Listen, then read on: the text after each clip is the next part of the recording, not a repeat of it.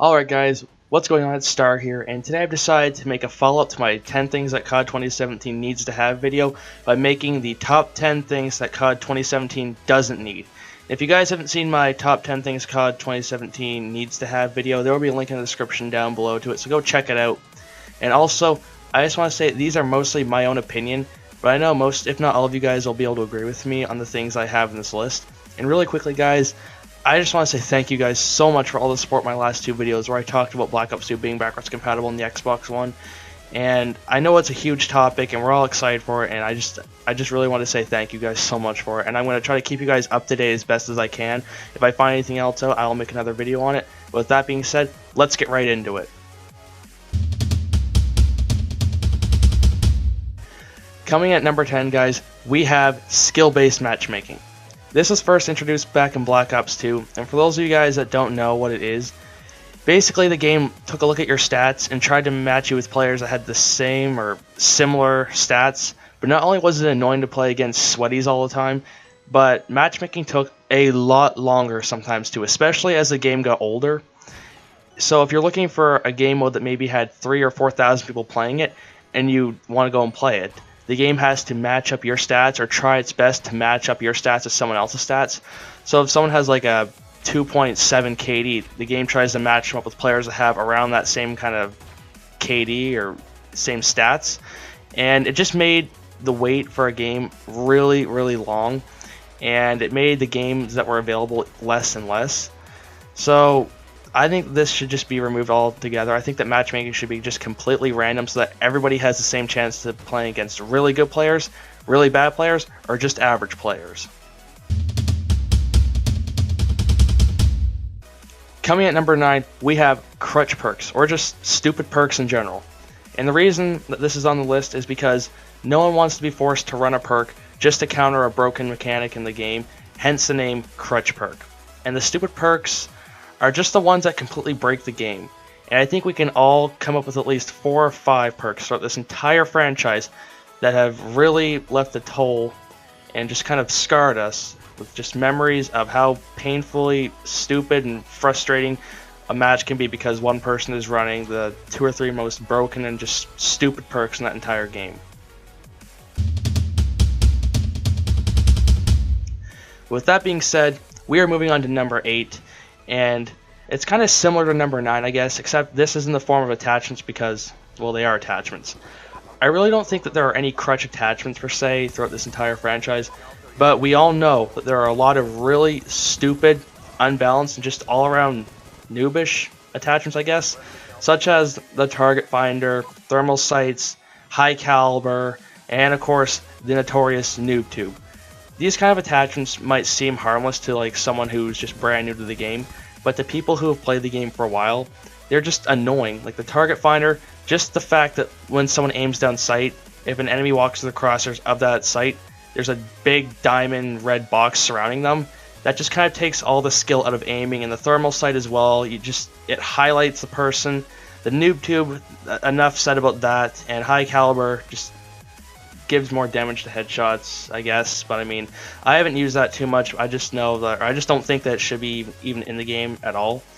But with that being said, guys, we're gonna move on to number 7. So moving on to number 7, we have percentage of player counts. Now keep in mind that this is completely different from the player count, in the sense that the percent player count shows a percentage of the players that are playing a certain game mode. And all those percentages add up to 100%, which is the whole amount of players online on the game. So let's say if you want to play a game like maybe Gun Game, and it says that there is 1% of the population playing that mode, that could mean that there are 20 or 30 people playing it, and it's really not even worth your time to search for it, or it could mean that there are 2,000 to 3,000 people playing. So all around, it's just something that really needs to be restored back to the way it was in Ghosts and before that, because every Call of Duty, from Call of Duty 4, I think even maybe the first 3 had it too, but I know for a fact Call of Duty 4 up to Ghost had the exact player count, and it was really helpful because it kind of helped you decide on which game mode was actually worth your time looking for.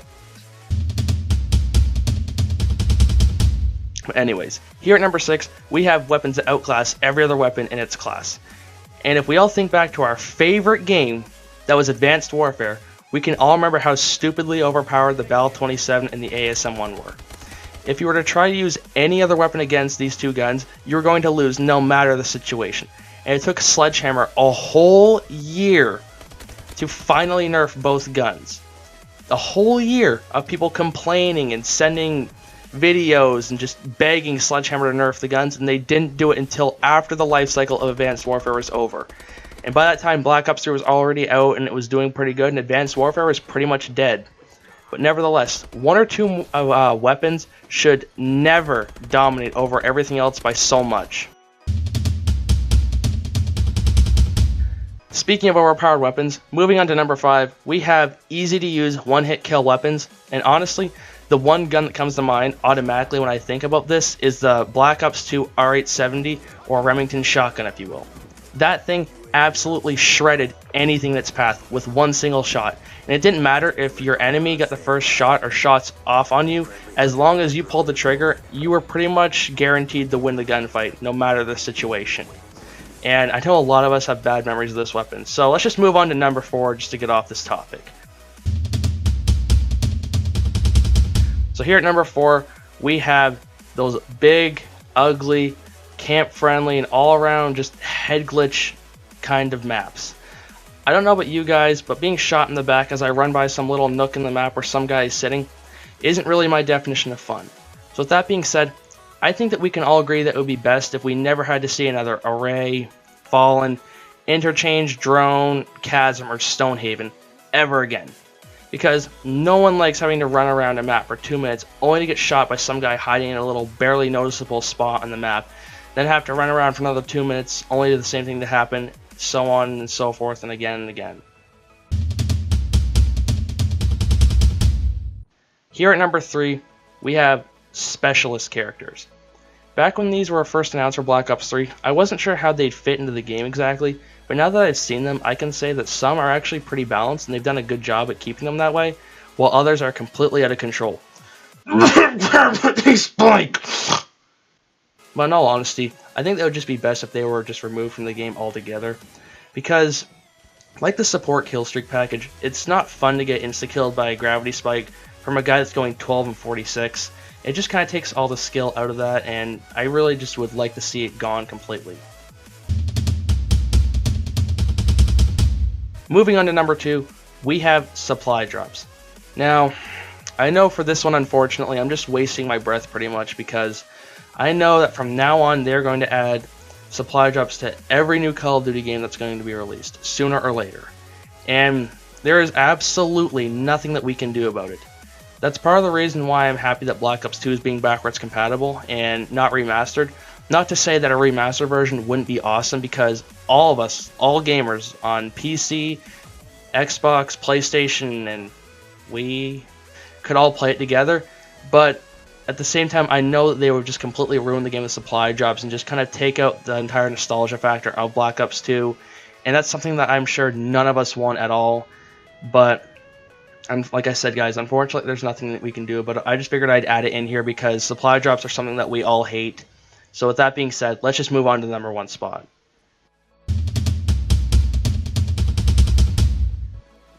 Here at number 1, guys, we have boost jumps.